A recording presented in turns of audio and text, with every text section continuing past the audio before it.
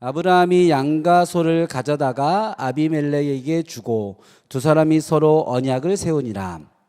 아브라함이 7 암양 새끼를 따로 놓으니 아비멜렉이 아브라함에게 이르되 이 7 암양 새끼를 따로 놓음은 어찌미냐. 아브라함이 이르되 너는 내 손에서 이 암양 새끼 7을 받아 내가 이 우물판 증거를 삼으라 하고 두 사람이 거기서 서로 맹세하였으므로 그곳을 브엘세바라 이름하였더라. 그들이 브엘세바에서 언약을 세우매 아비멜렉과 그 군대 장관 비골은 떠나 블레셋 사람의 땅으로 돌아갔고 아브라함은 브엘세바에 에셀 나무를 심고 거기서 영원하신 여호와의 이름을 불렀으며 그가 블레셋 사람의 땅에서 여러 날을 지냈더라. 아멘. 저희 교회가 세워진 이곳을 그 파주시의 옛 지명으로 교화라고 이야기를 하더라고요. 근데 원래 여기가 이제는 교화라고 불렸던 곳인데 우리가 이미 알고 있듯이 저쪽에 아파트 많은 곳에 또 교화가 있어요. 그래서 저도 처음에 이제 운정에 왔었을 때 사람들이 교화라고 얘기하면 다 그쪽을 생각을 했어요. 그런데 제가 이제 이쪽으로 교회를 이렇게 개척을 하고 나서 봤더니 이곳이 원래 교회였다는 사실을 알게 된 거죠. 그래서 이곳이 교화, 그래서 교회를 어디다 개척했어요 목사님? 그래서 교화에 있어요. 그러면 다 저기 가서 교회를 찾아요. 그래서 그럼 이곳은 대체 뭐라고 불러야 되느냐 그랬더니 사람들이 얘기해 주기를 구교화라고 불러야 된대요. 근데 제가 교회를 저쪽 교화에다가 세웠으면 억울하지 않을 텐데 이 교화에다가 교회를 세우고 나니까 구교화라고 부르는 게 좀 억울하게 느껴지는 거예요. 원래 여기가 교화고 거기가 나중에 생긴 교화인데 부를 거면 거기를 신교화로 불러야지. 그렇지 않아요? 왜 여기에 구자를 붙여요? 되게 재밌다는 생각이 들었어요. 그러다 보니까 그 지금 교화라고 불려지는 그곳에 흔히 사람들의 이름 안에 교화지구 교화라고 불려지는 그곳에 원래 이름은 뭐였을까라는 것이 궁금해졌습니다. 혹시 아시는 분 있나요? 저는 아직까지 들어보지는 못한 것 같아요. 뭐 여러 가지 이름으로 분명히 불려지기는 했었겠죠. 뭐 무슨 리 무슨 이렇게 했었겠죠. 우리가 지명이 바뀌고 나면 사실 그 원래 지명을 잃어버릴 때가 되게 많이 있어요. 제가 살았던 고향은 대전인데 대전에 가면 대전과 함께 쓰는 이름 가운데 하나가 한밭이라는 이름을 같이 쓰거든요. 그래서 명칭 가운데 도서관 이름도 대전도서관이 아니라 한밭도서관 이렇게 이름을 붙이는 경우가 되게 많이 있어요. 대전과 한밭이 이름이 똑같은 뜻은 똑같은데 대전이 나중에 생긴 이름이라고 제가 들었어요. 이렇게 예전의 이름을 아는 경우가 있지만 예전의 이름을 만약에 모른다면 예전에 그 어떤 사람이 대전에 갔었어 라고 이야기하는 이야기를 할 때 원래는 그 당시에는 대전이라는 이름을 쓰지 않았었을 텐데 그것을 어디로 갔었는지 설명할 길이 없는 거죠.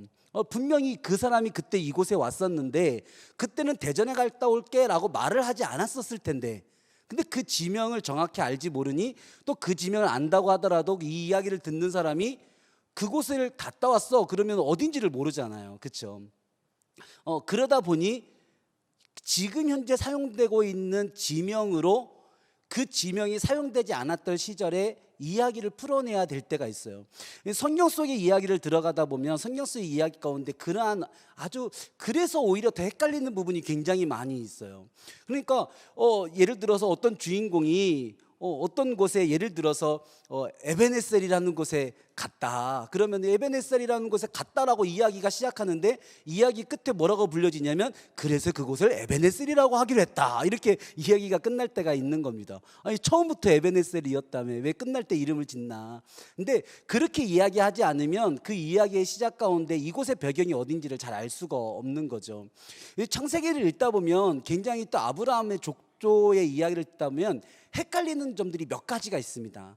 첫 번째가 하나가 아비멜렉이라는 사람이면 아브라함 때도 아비멜렉이라는 사람이 나왔는데 이삭 때도 아비멜렉이라는 사람이 나와요. 그랄 왕의 아비멜렉, 이삭 때도 그랄 왕의 아비멜렉이 나오죠. 그래서 우리는 생각할 때 그런 생각이 들거든요. 아니 아브라함은 벌써 나이 들어 죽었는데 이 아비멜렉이라는 사람은 죽지를 않는구나. 우리가 그렇게 생각할 때가 있는데 이 아비멜렉은 사람의 이름이 아니라 그랄 왕을 지칭하는 이름이 아비멜렉이에요. 우리가 조선시대에 우리나라를 다스리던 사람을 뭐라고 했어요? 왕이라고 했잖아요. 요즘은 대통령이라고 얘기하잖아요. 그러니까 그런 호칭, 이집트에서 파라오라는 것이 사람의 이름이 아니듯이 이 그랄 왕에 지칭하는 이름이 아비멜렉이에요. 그래서 아브라함 때 만났던 아비멜렉과 이삭이 만났던 아비멜렉은 사실은 같은 사람이라 할 수 없죠. 이런 부분이 또 이제 정리가 되네요. 또 하나 좀 헷갈리는 게 브엘세바라는 곳이에요. 브엘세바라는 곳은 우물의 이름이었고 그 우물의 이름이 확대되어져서 그 성읍의 이름이 됐고 그 지방의 이름이 되었어요. 근데 아브라함 때도 브엘세바라는 곳이 나와서 아브라함이 이곳에 우물을 파고 브엘세바라고 했더라라고 되어져 있는데, 이삭의 때에 또 이삭이 우물을 파고 그곳을 브엘세바라고 했더라라고 되어져 있는 거죠. 아니 그렇게 하다 보니까 도대체 이 브엘세바라는 우물은 누가 판 거야? 이 브엘세바라는 이름은 아브라함 때부터 있었던 거야, 이삭 때부터 있었던 거야 라고 또 헷갈리기도 해요. 그래서 오늘 제가 여러분들과 하나님의 말씀이면서도 이 이야기를 이 질문을 생각하고 이 도입부를 생각하다 보면 약간 성경 공부도 될 것 같고, 그래서 오늘 이 브엘세바와 아브람과 이삭 이야기를 여러분들과 잠깐 이야기를 좀 나눠보려고 합니다. 창세기를 아브라함의 이야기를 따다 보면 이 그랄 땅이 굉장히 중요한 역할을 하게 되는 것을 보게 됩니다. 창세기 18장에 보면 하나님께서 아브라함에게 나타나셔서 내가 너에게 아들을 줄 거야, 내가 너의 자녀를 하늘의 별과 같이 할 거야, 한 바다의 모래처럼 할 거야, 아브라함에게 축복하시는 장이 나옵니다. 아브라함에게 자녀를 줄 거야 창세기 18장에 축복하시고, 창세기 19장을 넘어가면 어떤 내용이 나오는지 아십니까? 소돔과 고모라가 멸망되는 내용이 나와요. 이제 아브라함과 롯이 헤어졌는데 아브라함은 마므레 상수리 숲으로 가고 롯은 소돔과 고모라를 선택해 갔는데 19장에서 소돔과 고모라가 완전히 망하고 롯은 망해버리는 일이 나오죠. 그리고 나서 20장에 아브라함이 마므레 상수리 숲으로 있다가 거처를 옮기는데 그것이 바로 그랄 땅이 됩니다. 이 그랄 땅에 들어갔는데 가자마자 누구를 만나냐면 아비멜렉을 만나요. 근데 아비멜렉이 사라가 얼마나 이뻤던지, 제가 생각할 때는 성경적으로 보면 사라 나이가 적지 않았는데도 굉장히 매력적이었던 것 같아요. 그래서 아비멜렉이 사라를 데려갑니다. 사라를 뺏어가요. 아브라함은 뺏어가요. 근데 하나님이 나타나셔서 아비멜렉에게 경고하십니다. 너 손 하나만 까딱 댔어봐. 막 그렇게 아비멜렉이 깜짝 놀라가지고 아브라함한테 물어보니까 누이가 아니라 아내였다는 사실을 알게 되죠. 아비멜렉이 근데 이 일 때문에 말씀에 보면은 아비멜렉의 아내와 아비멜렉의 여종과 아비멜렉에 속한 모든 사람들이 자식을 낳지 못하는 태가 다치는 하나님의 벌을 받았다라고 되어져 있어요. 그래서 그 일을 가지고 아브라함이 아비멜렉을 위하여서 하나님 손 안 댔으니까 그만 이제 용서해 주십시오 라고 기도를 해서 아비멜렉 집안에 태가 열리게 된 일이 이 창세기 20장에 있습니다. 그리고 나서 오늘 21장에 넘어가면 곧이어 이삭이 태어나게 되는 거예요. 그랄 땅에서. 이 그랄 땅이 굉장히 중요하죠. 보십시오. 그랄 땅에서 아비멜렉은 그 집안에 낳을 자식도 못 낳는 일이 벌어지는데 아브라함은 낳지 못하는 자식들 그랄 땅에서 낳게 됩니다. 그리고 나서 아브라함이 그랄 땅에서 살아가는 모습을 보니까 이 아비멜렉이 단순히 그 사라에 관한 해프닝을 넘어서서 저 사람이 평범한 사람이 아닌 거예요. 와가지고 그냥 살아가는 사람인가? 아이고 신이 아주 그냥 까탈스러워가지고 그냥 누인지 아닌지 모르겠지만 건들려고 하다가 아주 그냥 큰일 날 뻔했다 정도로 이야기가 끝나는 줄 알았는데 그 다음에 되어지는 일을 보니까 저 사람이 범상치가 않은 겁니다. 그래서 아비멜렉이 아브라함에 찾아서서 뭐라고 얘기하냐면 말씀 22절 말씀인데요. 29절 그 전이네. 이거는 죄송합니다. 이 말씀 없네. 제가 읽어볼게요. 22절 말씀 이렇게 얘기합니다. 그때 아비멜렉과 그 군대 장관 비골이 아브라함에게 말하여 이르되 내가 무슨 일을 하든지 하나님이 너와 함께 계시도다. 아멘. 오늘 여러분들의 삶에 이와 같은 말을 세상으로부터 듣게 되기를 원합니다. 내가 딱 보니까 네가 무슨 일을 하든지 하나님이 너와 함께 하시도다. 옆에 가족이 있거나 옆에 좀 민망하지 않은 사람이 있거든 얘기해 보십시오. 내가 딱 보니까, 한번 따라해 보세요. 내가 딱 보니까, 옆 사람 보면서 내가 딱 보니까 너는 무슨 일을 하든지 하나님이 함께 하시는구나. 할렐루야. 여러분 우리가 이런 이야기 들으면서 살아야죠.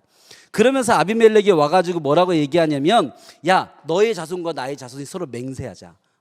내가 보니까 너는 복된 사람이다. 그리고 너를 함부로 건들면 큰일 날 것 같다. 그리고 네가 우리를 대적하면 우리가 아주 위기가 될 것 같다. 그러니 너와 나뿐만 아니라 우리 자손들까지도 서로 친하게 지내도록 서로 맹세하자라고 이야기합니다.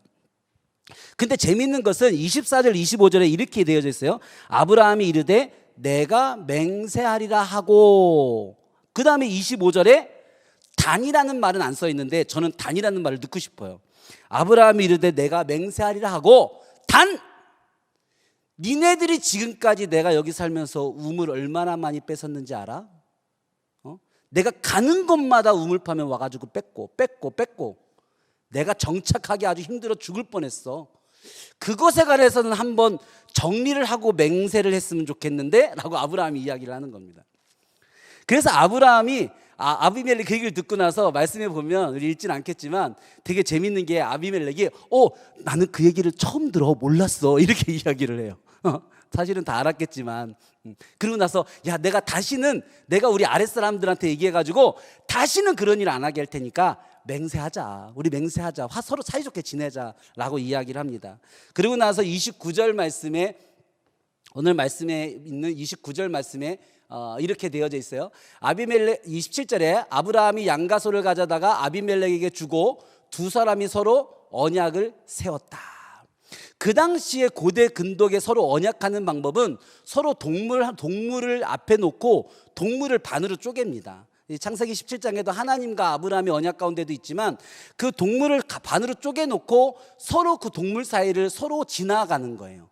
이 맹세의 뜻은 뭐냐면 우리가 지금 약속한 것을 어기면 너의 몸을 이렇게 반으로 쪼갤 거야 라는 그 맹세가 담겨져 있는 거죠. 동물을 반으로 쪼개서 그 사이로 지나간 다음에 거기서 끝나는 것이 아니라 언약이 서로 이루어졌음을 확약하기 위하여서 서로 가지고 있는 동물들을 선물로 줍니다. 지금 그 이야기를 하고 있는 거예요. 아브라함이 양과 소를 가져다가 아비멜렉에게 주어요. 이거는 이제는 언약이 끝났다는 거예요. 언약이 서로 지나갔고 야 내가 이거 선물로 너에게 언약했으니까 선물로 줄게라고 양과 소를 주는 거죠. 두 사람이 서로 언약을 세웠어요. 그런데 28절에 재밌는 이야기가 또 뒤로 이어집니다. 이렇게 언약은 27절에서 끝난 겁니다. 맹세는 끝난 거예요. 근데 갑자기 아브라함이 7 암양 새끼를 따로 놓았다라고 되어져 있는 거예요. 이거는 필요 없는 거거든요. 지금 이미 언약 다 끝났고 선물 다 이게 주고 받았는데 갑자기 암양 7마리를 또 가져와서 아브라함 앞에, 아비멜렉 앞에 놓는 겁니다. 그러니까 아비멜렉이 물어보겠죠. 29절 말씀, 아비멜렉이 아브라함에게 이르되 이 7 암양 새끼를 따로 놓으면 어찌미냐? 이거 뭐야? 너 이거 계약 처음 해봤어? 우리 계약 다 완벽하게 끝났는데 이걸 왜 또 가지고 왔어? 그러자 30절 우리 다 같이 한번 읽어볼까요? 시작. 아브라함이 이르되 너는 내 손에서 이 암양 새끼 7을 받아 내가 이 우물판 증거를 삼으라 하고. 아멘. 여러분 이게 무슨 말이냐면요, 이 말씀이 처음에는 잘 쉽게 이해가 되지 않잖아요. 방금 전에 이미 맹세했고 서로 증거를 다 교환했잖아요. 그런데 7 암양을 더 주고 나서 아브라함이 뭐라냐면 너는 이거 더 받고 더 증거를 삼아라.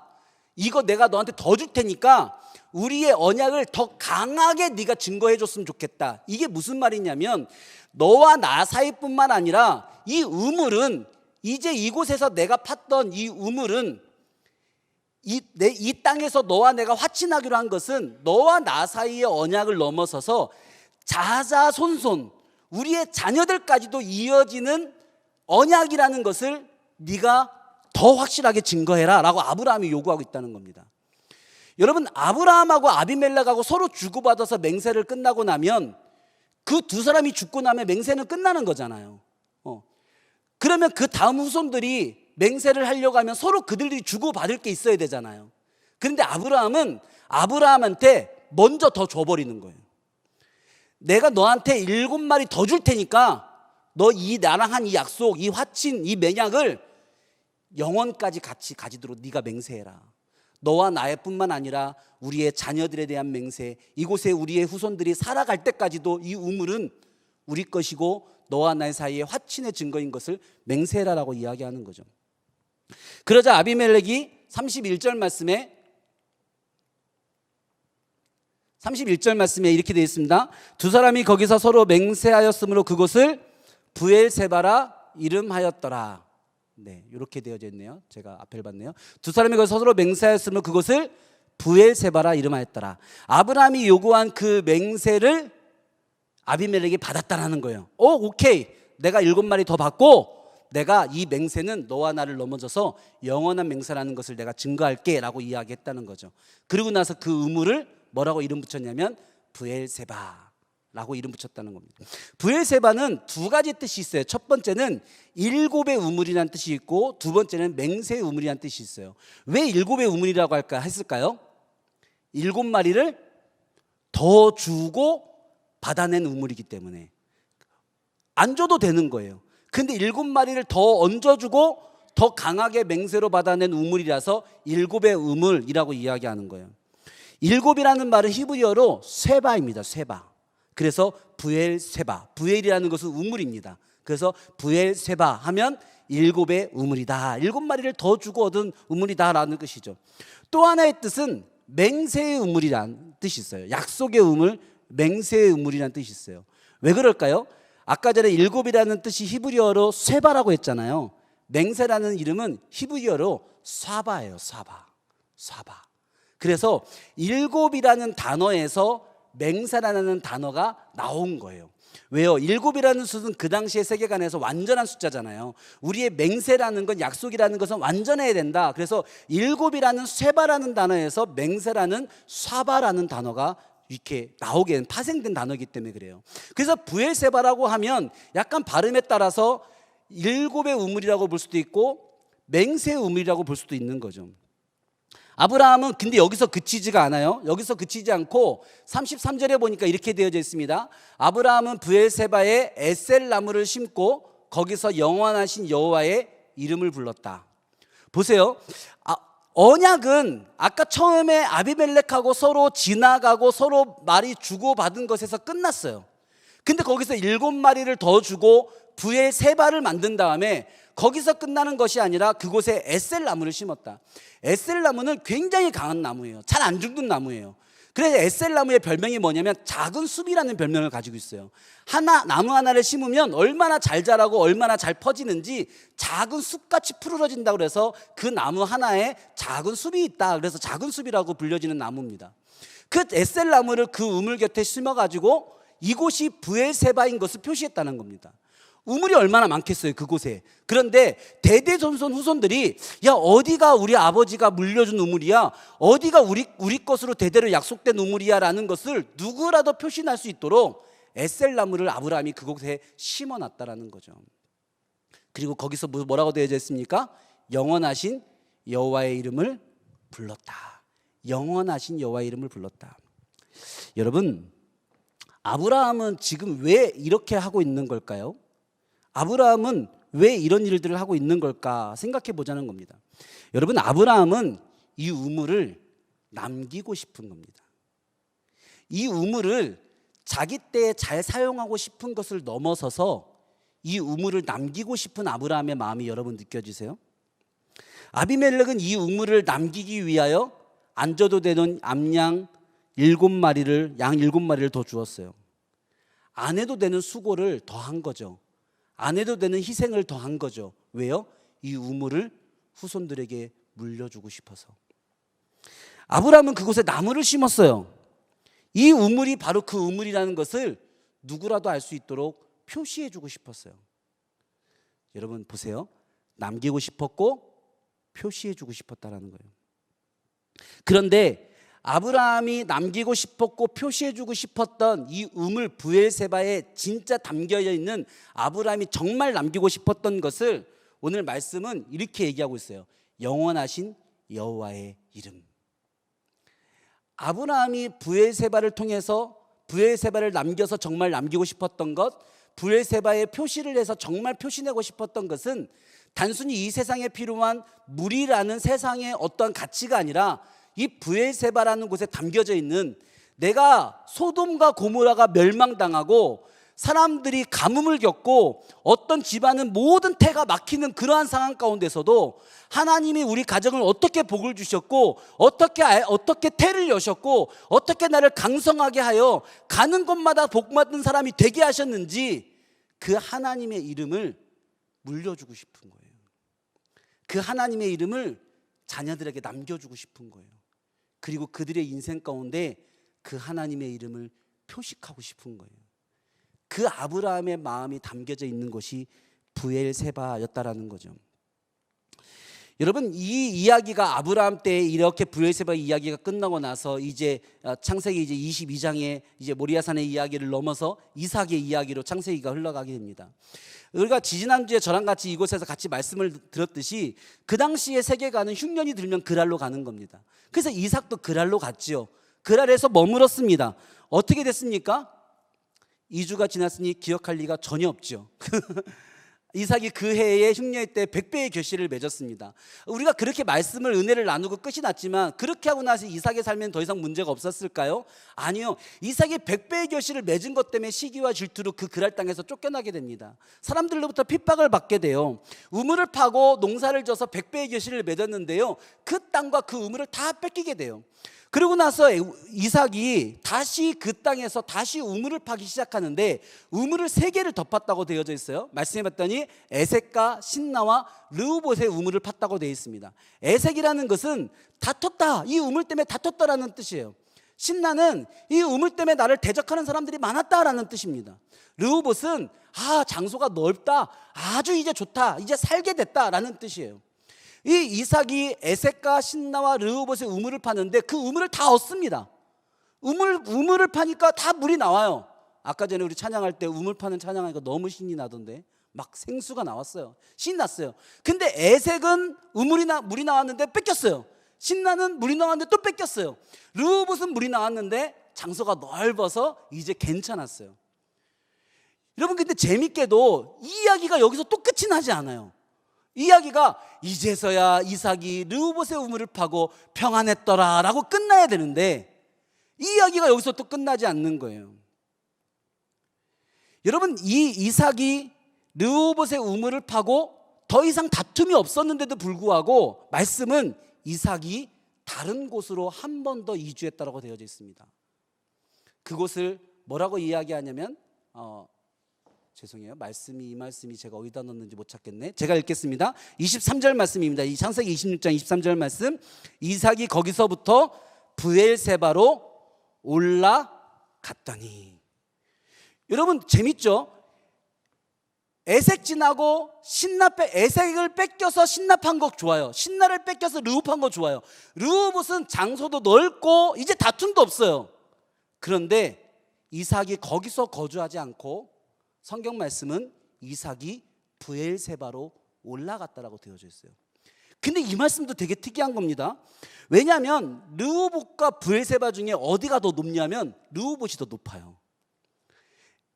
브엘세바는 르우봇보다 해발 150m 밑에 있어요. 그러니까 르우봇에서 브엘세바로 갈 때는 올라갔더니가 아니라 어떻게 되어져 있어야 돼요? 내려갔더니가 낫는 거예요. 르우봇에서 브엘세바는 내려가는 곳인 거예요. 그런데 성경은 이삭이 르우봇에서 브엘세바로 올라갔다라고 되어져 있어요. 여러분, 의미가 무엇일까요? 그래서 많은 주석가들은 이 설명에 관해서 뭐라고 해석하고 있냐면 이삭이 브엘세바로 우물을 보고 내려간 것이 아니라 하나님의 약속을 향해 나아간 거예요. 르우봇이 불만이 있어서 브엘세바로 옮겨간 것이 아니라 브엘세바가 더 좋은 우물이라서 간 것이 아니라 내가 세상 가운데 다투고 세상 가운데 대적하고 세상 가운데 내가 어떤 것을 누리는 거와 상관없이 하나님의 약속이 있고 우리 아버지가 나에게 물려준 믿음의 유산이 있는 그곳, 신앙의 근원이 있는 그곳, 하나님의 말씀이 있는 그곳, 하나님의 은혜 자리로 이삭이 올라가고 있는 거예요. 할렐루야. 여러분, 이삭이 그곳에서 그랄에서 100배의 결실을 맺고 사람들과 여러 가지 많은 일들을 우당탕탕 합니다. 우물을 파고 뺏기고 사람들이 와서 이야기를 하고 여러 가지 많은 일들이 우당탕탕 있어요. 그러다가 이삭이 에색도 파고 신나도 파고 르우봇도 파고 나서 브엘세바, 아버지가 물려주고 싶었던, 아버지가 표시해놨던 그 우물로 이삭이 그곳을 향해 나아갔더니, 그곳을 향해 올라갔더니 성경 말씀은 이렇게 이야기를 하고 있습니다. 우리 24절 말씀 같이 한번 읽어볼까요? 시작. 그에게 나타나 이르시되 나는 내 아버지 아브라함의 하나님이니 두려워하지 말라. 내 종 아브라함을 위하여 내가 너와 함께 있어 내게 복을 주어 내 자손이 번성하게 하리라 하신지라. 아멘. 여러분, 이삭이 다툼이 있는 우물 가운데, 대적이 있는 우물 가운데, 세상적으로 넓어서 보기 좋은 우물 가운데 있을 때 하나님의 말씀이 임한 것이 아니라 이삭이 브엘세바의 우물로 올라갔을 때 그 밤에 하나님이 이삭에게 말씀하셨다는 겁니다. 근데 그 말씀이 뭡니까? 두려워하지 말라. 내 종 아브라함을 위하여 내가 너와 함께 있어 내게 복을 주어 내 자손이 번성하게 하리라 하신지라.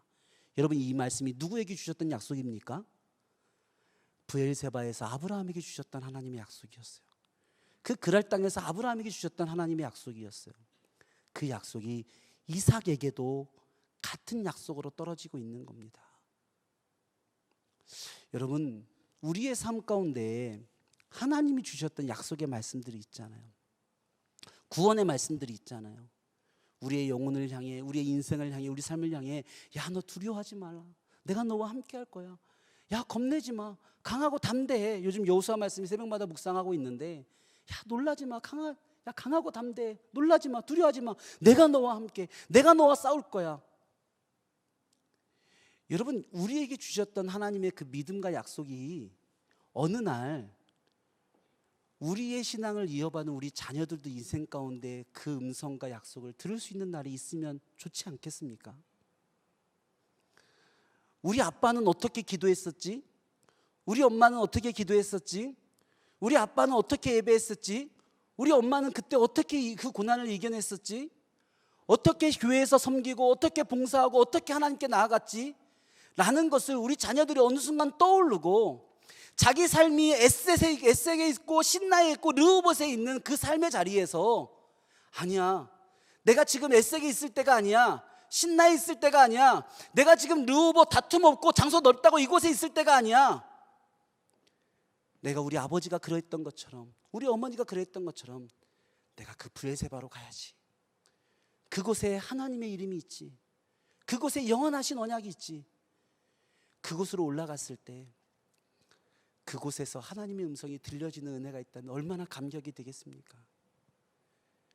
우리의 자녀들이 세상의 분주함 가운데 살아가다가 세상에서 공부하고 세상에서 취업하고 세상에서 결혼하고 세상에서 힘들게 인생을 살아가다가 어느 날, 우리 아버지 어머니는 이렇게 살아가면서 어떻게 봉헌했었을까?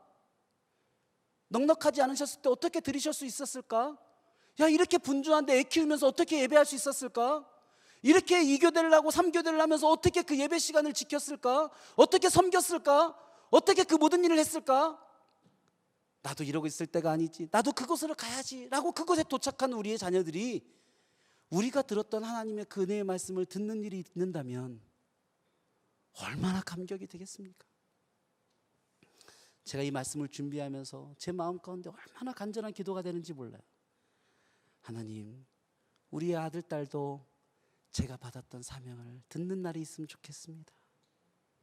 제가 받았던 약속을 듣는 날이 있으면 좋겠습니다. 오늘 아브라함이 물려주고 싶었던 거 있었잖아요. 여러분, 우물을 물려주고 싶었던 게 아니라니까요. 우물은요, 에색도 물 잘 나와요. 신나도 물 잘 나와요. 르호봇도요, 아주 물 잘 나와요. 우물을 물려주고 싶었던 것이 아니라 브엘세바에 표시해 놓은 하나님의 은혜, 할렐루야. 브엘세바에 표시해 놓은 하나님의 약속, 그거 아들에게 물려주고 싶은 아브라함의 마음 아니었습니까? 그래서 7마리나 더 주고 나뭇가지 거기다 심어서 언젠가 우리 아들이 이곳을 찾아야 될 텐데, 언젠가 우리 아들도 이곳에서 하나님을 만나야 될 텐데 그 브엘세바의 이름을 그곳에 남겨둔 것 아니겠습니까? 놀라운 것은요, 우리가 아까 읽었던 창세기 21장의 말씀과 이삭의 창세기 26장의 말씀은 우리가 장을 읽지 않고 읽으면 이것이 어느 장에 있는지 구별할 수 없을 정도로 너무나 똑같은 말씀이 이어지고 있어요. 이삭이 그곳에 제단을 쌓고 여호와의 이름을 부르며 거기서 장막을 쳤더니 이삭의 종들이 거기서 우물을 팠대요. 아버지가 팠던 그 브엘세바의 우물이 시간이 지나서 다 막혀 있는 거예요. 그 우물 팠던 자리를, 그 땅을 찾아서 다시 우물을 파기 시작하는 거예요. 아버지가 팠던 우물을 다시 파기 시작하는 거예요. 그런데요, 어떤 일이 벌어집니까? 그들이 이르되 여호와께서 너와 함께 계심을 우리가 분명히 보았으므로 우리의 사이 곧 우리와 너 사이에 맹세하여 너와 계약을 맺으리라 말하였노라. 아멘. 아브라함이 그 우물에서 하나님의 은혜를 받았을 때 그 땅의 사람부터 들었던 그 말을 이삭도 똑같이 듣고 있는 거예요. 그 아비멜렉과 사람들이 와서 내가 너와 함께 살고 싶다, 너와 맹세하자, 너 나와 맹세하자, 너 우리와 함께 살아가자 라고 했었던 그 말을 이삭도 동일하게 듣고 있는 거예요. 오늘 말씀 마지막 말씀인데요, 같이 한 목소리 한번 읽어보겠습니다. 시작. 반 우물에 대하여 이사에게 와서 아뢰어 이르되 우리가 물을 얻었나이다 하매 그가 그 이름을 세바라 한지라. 그러므로 그 성읍 이름이 오늘까지 부엘세바더라. 아멘. 여러분, 이삭이 에색 신라 뺏기고 르호봇에서 우물 팠을 때 부엘세바에서 물 난다는 소문 듣고 온 거 아닙니다. 아버지가 남겨줬던 그 우물, 아버지가 표시해놨던 하나님의 약속, 그것 찾아온 거예요. 이곳 다시 파면 우물 나올까? 이곳에 와서 그 하인들이 우물을 파는 거예요. 그런데 사람들이 오네요. 아버지로부터 아버지가 들었던 일들이 나에게도 일어나네요. 아버지가 세상에서 누렸던 축복들이 나에게도 있네요. 그런데 무슨 일까지 있다고 합니까? 그 아버지가 봤던 부엘세바의 우물이 다시 터지기 시작하는 거예요. 물이 나기 시작하는 거예요. 그리고 이삭이 얘기하는 겁니다. 아, 이곳이 부엘세바구나. 이것이 아버지가 나에게 남겨주셨던 바로 그 부엘세바구나. 여기가 거기구나. 여러분, 먼 훗날 오늘 이곳에 자녀들이 와 있는 가정도 좀 있지만, 여러분, 먼 훗날 여러분의 자녀들이 여러분이 앉았던 그 예배의 자리에서 같이 예배할 수 있는 날이면 얼마나 좋겠어요. 그러려면 교회가 한 20, 30년, 한 30년 오래된 교회가 돼야 되겠네. 우리 아버지 어머니가 앉았던 그 자리에서 자녀들이 그곳에 예배드리는 일이 있으면 얼마나 좋겠어요. 연우가 저 자리에서 저렇게 금요기도에 예배하면 얼마나 좋겠어요. 여러분, 상상해 보세요. 상상만 해도 기분 좋지 않아요? 우리 자녀들이 결혼해서 애 데리고 와서 똑같이 예배했던 자리, 내가 섬겼던 그 자리에서 섬기고 있는 모습 뒤에서 바라보고 있으면 얼마나 좋겠어요. 그런데요, 그 자녀들이 그곳에서 예배하고 기도하고 찬양하면서 오늘 이삭과 같은 고백을 하는 날이 있다라는 거예요. 야, 이곳이 우리 엄마가 기도했던 그 예배의 자리구나. 야, 여기서 우리 엄마 아빠가 그렇게 힘을 얻었구나. 그렇게 섬겼던 그 자리였구나. 야, 내가 여기서 나도 파보니까 알겠네. 이곳이 부엘세바구나. 하나님의 약속의 자리구나. 이삭이 그 삶에서 아버지의 언약, 아버지의 아브라함의 하나님을 이어가는 겁니다. 할렐루야.